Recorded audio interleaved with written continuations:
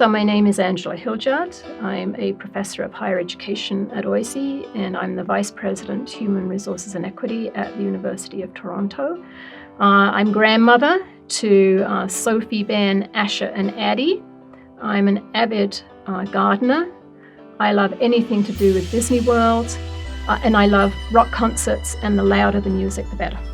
Well, I immigrated to Canada back in 1970 and got a job here at OISE working with a faculty member, David Olson, who did work on children's cognition.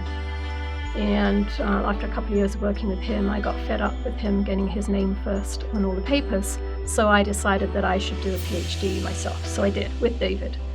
But I realized quite early in my career that in addition to research and teaching, which I loved, I also liked to do administration. And so I had a number of administrative roles. And then I think in probably about 1987, I was actually made an associate director of OISE.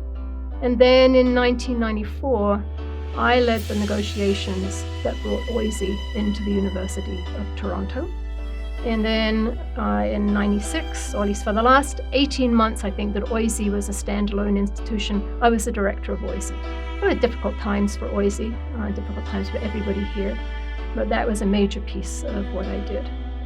Then I was lured away from OISE. I figured I'd always have a career at OISE. I was lured away to Woodsworth College to be the principal there, which was fantastic. And then in 2001, got an offer that I couldn't refuse, and that was to become the very first vice president of human resources at U of T. There'd never been a vice president previously, and I thought that that would be a fabulous job to have. And then they added equity, I think, a couple of years later, and I have been doing it ever since.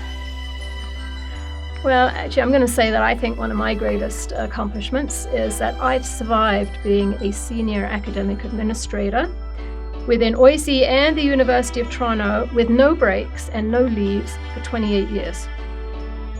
That's a very, very long time to have been in administrative roles. And for the most part, I've loved it. I will finish my term as vice president in June, and I will have been 15 years as vice president, which is the longest term of any vice president in the University of Toronto's history. So I think that's actually pretty remarkable. I'm really proud to be associated with this fabulous institution and the great students and the great people who work here. It's been a ball. And that is, I think you have to take time to think carefully about your strengths and your weaknesses and your passions. Like, what is it that you really love to do? And having thought that through, then I think you say to yourself, okay, what would I like to do in 5 years' time? What would I like to do in 10 years' time? And how am I going to get from where I am now to where I want to be in 5 years and where I want to be in 10 years? And who can help me along the way? So are there courses I should take? Are there moves that I should make, whether they're lateral or promotional? How am I going to get to where I think I need to be or I want to be? And go to people and ask for help.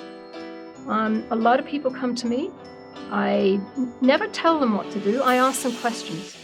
It's your life, it's your own career. You have to decide what you want to do. But there are ways that some of us can help by asking you, have you thought about X? Have you thought about Y? Let me introduce you to person X or person Y. Go talk to them and find out what's entailed in the particular roles that you're thinking about. So I would say that to a student, say exactly the same as I say to my students. What's been very interesting is that having gone through that exercise, how many individuals have actually changed their minds about what they thought they wanted to do. In fact, I met with a young woman this past week who had a plan laid out. I asked her some questions and she looked at me and said, oh my gosh, you're right. Why am I going that route? I should be thinking more about this route because that's where my passions lie. And if you don't love your work, you won't do it. I mean, you won't do as well as if you're really passionate about what you do.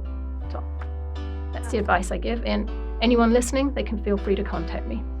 I'm happy to talk to anyone as long as they're prepared to put in writing what it is they think they want to do in 5 years and 10 years, and take the time to do that.